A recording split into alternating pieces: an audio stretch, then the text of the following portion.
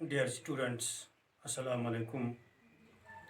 आज एक बार फिर हम अपना लेसन दोहराएंगे जिसका नाम है from the diary of a young girl, जिसमें इन ने ये कहा कि मेरे उस्ताद ने मुझको जो काम सुपुर्द की, मैंने वो काम की।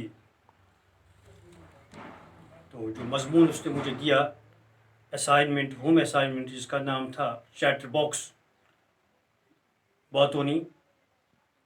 जब मैंने वो काम करके लाई, जो मेरा उस्ताद था mister casing, mathematics teacher, Mr. Casing had a good laugh at my arguments. Mister casing जो था उसको खूब हंसी आई। But when I proceeded to talk my way for the next lesson, he assigned me a second essay. ये मजमून लिखने के बाद मिस्टर केसिंग ने मुझे एक नया मजमून दिया, An Incorrigible Chat Box, जिसका नाम था इनकॉरिजेबल चैट बॉक्स, एक नाकाबिल इसला बातूनी, उर्दू में बोल सकते हैं हम।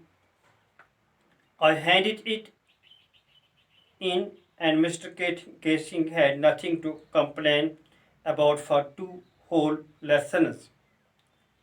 I handed it in, मैंने लिखकर रख दिया अपने बैग में, और पूरे 2 दिनों, 2 सबके तो मुझ पर किसी ने कोई शिकायत नहीं की। However, during the 3rd lesson, he had finally had enough. In fact, as punishment for talking in class, write an essay entitled Cock, Cock, Cock, said Mistress Chatbox. इसके बाद तीसरे सबक के दौरान उसे ज़्यादा बर्दाश्त नहीं हो सका, तो उसने बोलने की सज़ा के तौर पर मुझे एक नया मजमून लिखने के लिए दिया, होम असाइनमेंट, जिसका मौजू था का यानी बातूनी लड़का, उसका इशारा था बातूनी लड़की। द क्लास रोड, क्लास हंसने लगा, वो कहा करने लगी। I had to laugh too, मैं भी हंस पड़ी। Though I would nearly exhausted my ingenuity in the topic of chat box, हालांकि मेरी सोचने की ताकत भी ख़त्म, फिर भी अब वक्त था कि मैं इस बारे में कुछ और सोचूं। It was time to come up with something else, something original. My friend Saini, who is good at poetry, मेरी एक सहेली थी, इन बोलती मेरी एक सहेली जिसका नाम था सैनी, जिसका शायरी का अंदाज बहुत अच्छा था। She was writing some poems.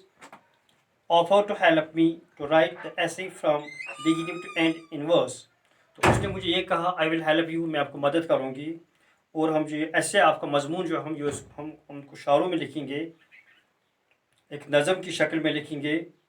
I jumped for Joy, मुझे खुशी हुई, मैं खुशी से उछल पड़ी।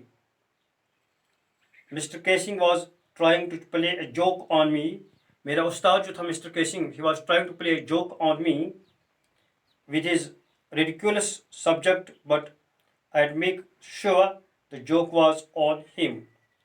मिस्टर केसिंग ने जो मुझे मजाक उठाने की कोशिश कर रहा था, लेकिन मैंने इस बात को यकीनी बनाया कि मजाक उतना उल्टा उसी पर पड़े, मेरे उस्ताद पर।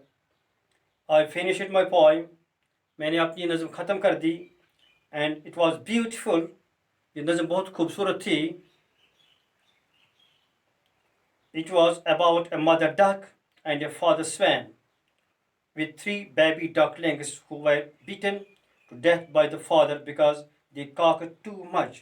ये नज़म जो थी, ये एक माँ बतख के बारे में थी और एक स्वैन के बारे में थी, और उनके 3 बच्चे थे जो बाप ने मारे थे। उन तीनों बच्चों को मार डाला क्योंकि वो ज़्यादा काका कर रहे थे।